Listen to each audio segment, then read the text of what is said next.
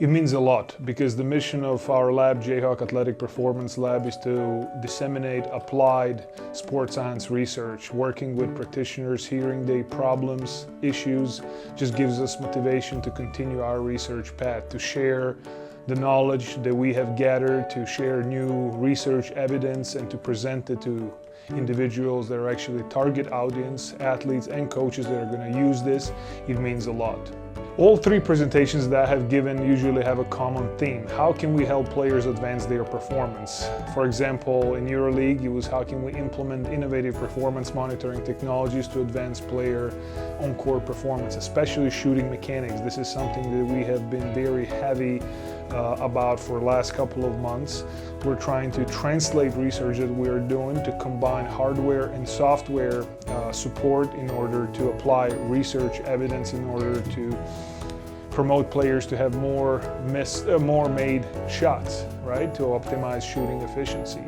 The second presentation was how can we have a proper connection between research as well as applied setting, because usually you have academic setting and then you have athletic setting, and sometimes they don't synchronize. So there was ways how we can optimize synchronization of both of those, as well as in that presentation I was able to present research that we were able to do with professional level athletes. And the last one right now in Las Vegas was from injury to readiness. So how can we use research that we have published that examined counter movement vertical jump modalities, drop jump modalities, single leg jumps, right, asymmetries, all those things. How can we use the information that we, as well as our colleagues in applied sports science setting, have gathered in order to help advance athletes' readiness and performance? It has to be applied. That's what drives us. You know, whatever we do, it has to leave the lab, it has to be in a coach's and athlete's hands. For example, the counter movement vertical jump testing is good, it should be applied, but it has its limits. And sometimes we see that counter movement jump can be pushed too much to potentially explain or underpin other performance variables that may not translate to be adequate, right? So counter movement jump as a non-invasive and time-efficient method for assessment in applied sports setting, it is good, but a point is that it has its limits. Something that we're currently exploring is reactive lateral jumps performed on the 3D force plates, which I think can add another layer to athletes' readiness examination. I think it's always exciting to share research. Sometimes being an innovator, it is tough because bringing new ideas, you got to be ready for somebody being opposed to change, because that's in our human nature, right? We're trying to stay in our state of homeostasis to don't be changed, right?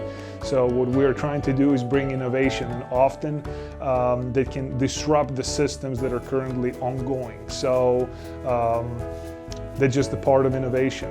There are early innovators, there are organizations and teams that apply these innovative technologies and performance assessments in order to optimize team ability to secure the winning game outcomes, right?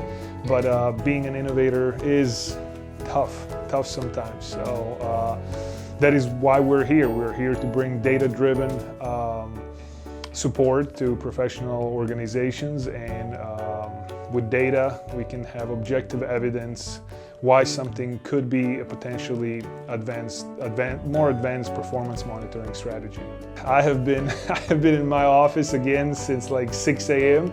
I have been on meetings with our fellow collaborators, already started discussions about new methodologies, new research studies. So I think that this is just like a domino effect for me. You know, somebody sparks idea in me, and that is who I am. You know, and I'm not waiting to execute. I'm just calling the people that I'm working with, which I'm happy to represent our lab, as well as have international presence of our JAPL, as well as WUSA Human Performance Alliance. So I'm immediately on a phone call, on my email, figuring out research approvals, and the ways how we can collaborate and make all this stuff actionable.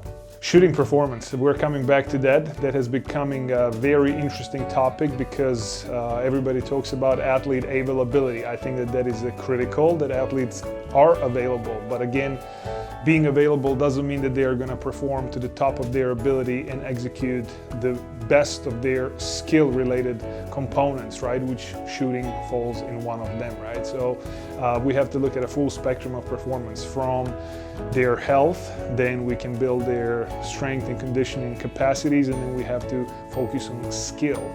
So that is something that we're heavily focused on right now.